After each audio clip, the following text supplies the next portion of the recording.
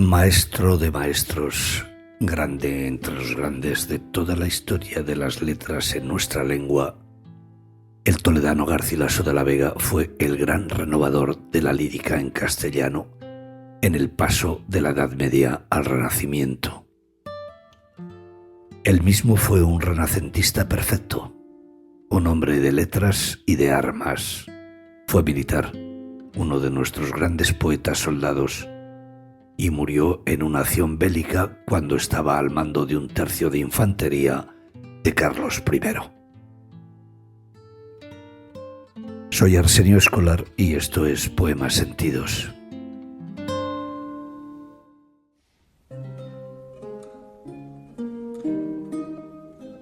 Garcilaso tuvo una excelente formación humanista. Estudió griego, latín, italiano y francés. Además, tocaba la cítara, el arpa y el laúd, y hacía esgrima. Como poeta, Garcilaso comienza en la lírica tradicional cancioneril castellana, pero las influencias de su gran amigo el barcelonés Juan Boscán, del que ya hemos hablado aquí, y de italianos como Petrarca, Sannazaro o Ariosto, a los que leyó y estudió en una de sus estancias en Italia, le llevaron a ser el gran renovador de la lírica castellana. Un renovador tanto en sus contenidos, suyo es el dolorido sentir, la melancolía por el transcurso de la vida, como en sus continentes, en las métricas, en las formas poéticas. Y así Garcilaso con Boscán trae a nuestro idioma nuevas estrofas como el soneto, el terceto, la octava real o la lira. Esta última, la lira, es una combinación de 5 versos septasílabos y endecasílabos que toma con nosotros su nombre por un poema suyo de Garcilaso, un poema que empieza así. Si de mi baja lira tanto pudiese el son que en un momento aplacase la ira del animoso viento y la furia del mar y el movimiento.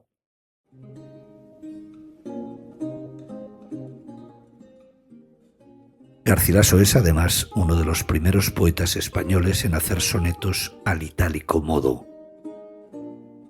Son sonetos excelsos.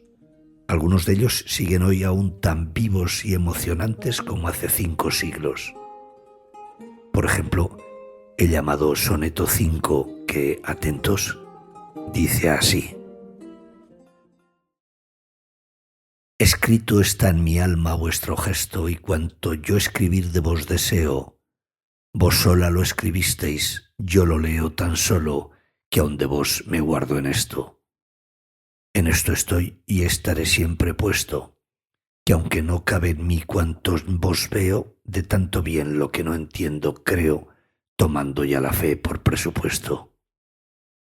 Yo no nací sino para quereros, mi alma os ha cortado a su medida, por hábito del alma mismo os quiero. Cuanto tengo confieso yo de veros, por vos nací, por vos tengo la vida, por vos he de morir y por vos muero.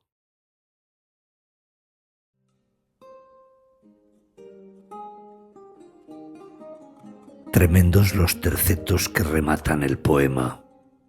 Tremendos esos 2 versos finales, por vos nací, por vos tengo la vida, por vos he de morir y por vos muero.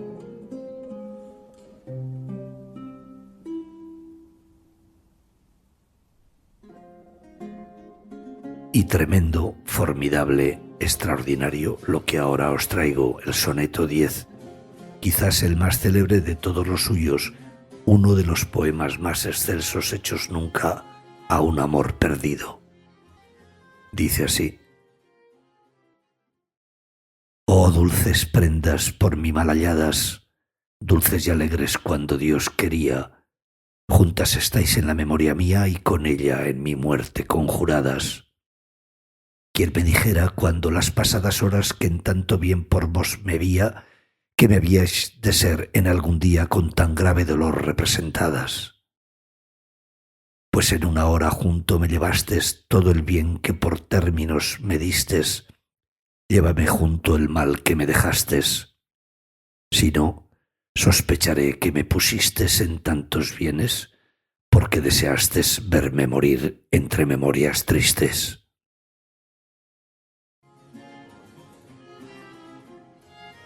Dos excelentes sonetos, dos antológicos poemas de amor. Garcilaso fue poeta amoroso y hombre de muchos amores.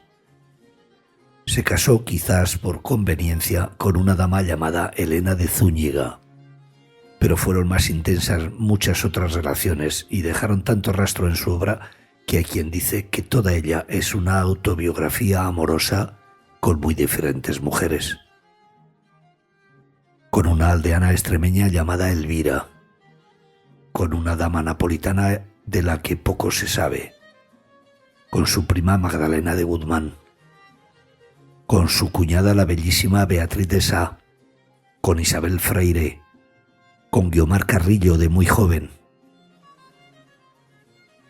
Los expertos creen que una de estas dos últimas, o Isabel Freire o Guiomar Carrillo, es la Galatea que aparece en algunos de sus poemas. La que aparece, por ejemplo, en este fragmento de la Égloga primera. Oh, más dura que mármol a mis quejas, y al encendido fuego en que me quemo, más helada que nieve, Galatea. Estoy muriendo y aún la vida temo, témola con razón, pues tú me dejas, que no hay sin ti el vivir para que sea. Vergüenza que me vea ninguno en tal estado de ti desamparado, y de mí mismo yo me corro ahora. De un alma te desdeña ser señora donde siempre moraste, no pudiendo de ella salir una hora. Salir sin duelo, lágrimas corriendo.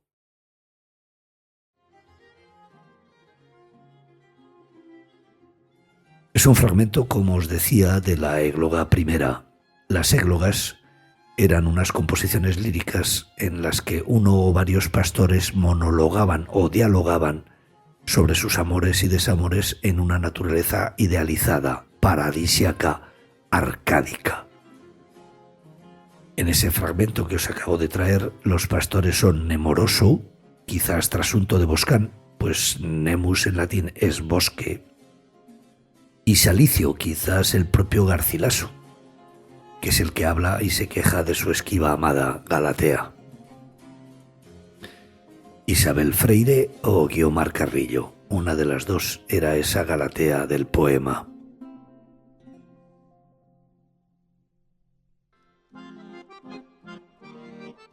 De Isabel Freire se sabe poco, solo que era una dama portuguesa que acompañó a Isabel de Portugal cuando ésta llegó a la corte castellana para casarse con el emperador, con Carlos I. De Guiomar Carrillo, la más probable Galatea, se sabe mucho más.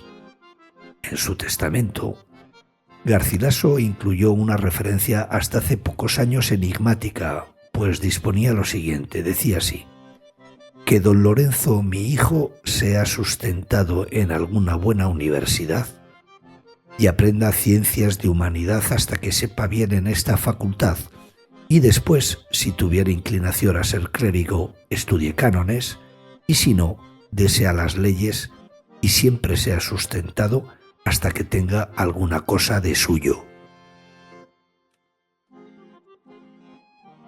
¿Quién era ese Lorenzo que no se encontraba entre los 5 hijos que el poeta tuvo con su esposa, con Elena de Zúñiga? El misterio lo resolvió un documento encontrado y publicado en 1998 por la historiadora y catedrática de Lengua y Literatura María del Carmen Vaquero Serrano.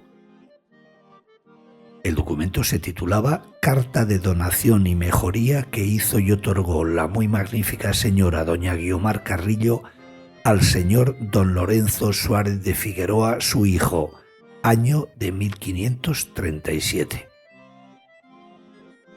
Dice esto el documento: sepan cuantos esta carta de donación y mejora vieren, como yo, doña Guiomar Carrillo, siendo como era mujer libre y no desposada ni casada ni monja, ni persona de orden ni religión, tuve amistad del muy magnífico caballero Garcilaso de la Vega. Entre mí y el dicho Garcilaso hubo amistad y cópula carnal mucho tiempo, de la cual cópula carnal yo me empreñé del dicho señor Garcilaso y parí a don Lorenzo Suárez de Figueroa, hijo del dicho señor Garcilaso y mío, siendo asimismo el dicho señor Garcilaso hombre mancebo y suelto, sin ser desposado ni casado al dicho tiempo y sazón. En conclusión, que la relación entre Garcilaso y Guiomar fue anterior al matrimonio de aquel, y Lorenzo fue muy probablemente su primogénito.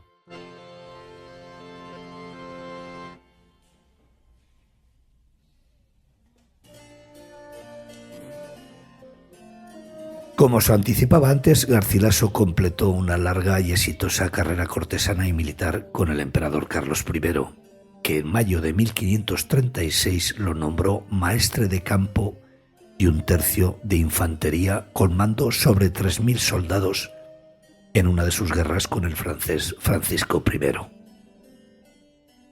El 19 de septiembre de aquel 1536, las tropas imperiales avistan en Lemuy, cerca de la localidad de Fréjus, en la Provenza, una torre que parece abandonada. Cedo aquí la palabra al cordobés Martín García Cereceda, militar y escritor, arcabucero y cronista. Dice así: el emperador manda que fuesen a saber qué gente eran, y así fueron ciertos caballeros demandándoles qué hacían allí. Ellos dijeron que era su tierra y que querían estar allí, y que no era su voluntad salir de la torre. Viendo esto, el emperador mandó que con el artillería se diese batería a la torre, y así se dio y se hizo pequeño portillo en la torre. Y subiendo Garcilaso de la Vega y el capitán Maldonado, los que en la torre estaban dejan caer una gran gruesa piedra y da en la escala y la rompe, y así cayó el maestre de campo y capitán, y fue muy mal descalabrado el maese de campo en la cabeza, de lo cual murió a los pocos días. Fin de la cita. Así fue. Unos días después, Garcilaso fallecía en Niza. Garcilaso no publicó en vida su obra, casi medio centenar de sonetos, 5 canciones, una oda en liras, 2 elegías, una epístola, 3 églogas y 8 coplas en castellano y 3 odas y un epigrama en latín. Fue su amigo Juan Boscán quien en 1543 incluyó parte de ella a modo de apéndice en una recopilación propia. El anexo de Garcilaso tomó pronto vuelo propio y se convirtió ya suelto y completado en el corpus de referencia de muchos otros autores posteriores.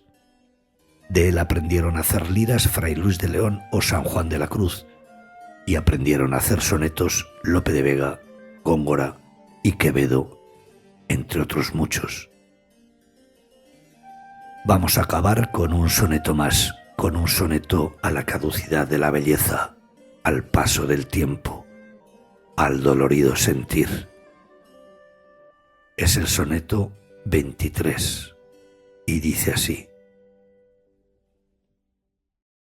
en tanto que de rosa y de azucena se muestran la color en vuestro gesto, y que vuestro mirar ardiente, honesto, con clara luz la tempestad serena, y en tanto que el cabello, que en la vena del oro se escogió con vuelo presto por el hermoso cuello blanco enhiesto, el viento mueve, esparce y desordena. Coged de vuestra alegre primavera el dulce fruto, antes que el tiempo airado cubra de nieve la hermosa cumbre. Marchitará la rosa el viento helado, todo lo mudará a la edad ligera por no hacer mudanza en su costumbre.